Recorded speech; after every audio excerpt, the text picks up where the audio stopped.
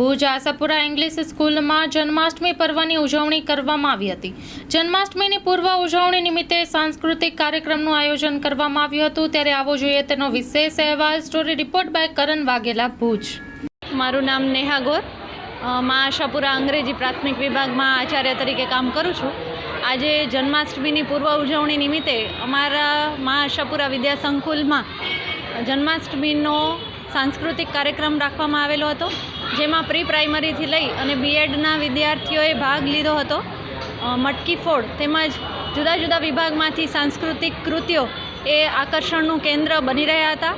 મટકી ફોડ બાદ રાસ ગરબાનો કાર્યક્રમ રાખવામાં આવ્યો હતો, તેમાં પણ વિદ્યાર્થીઓએ નંદ ઘેર આનંદ ભયો, જય ગનૈયા લાલ કી એના નાદ સાથે ખૂબ જ ઉત્સાહપૂર્વક ભાગ લીધો અને પ્રોગ્રામના અંતિમ ચરણમાં વિદ્યાર્થીઓને પંજરીનો પ્રસાદ પણ આપવામાં આવ્યો।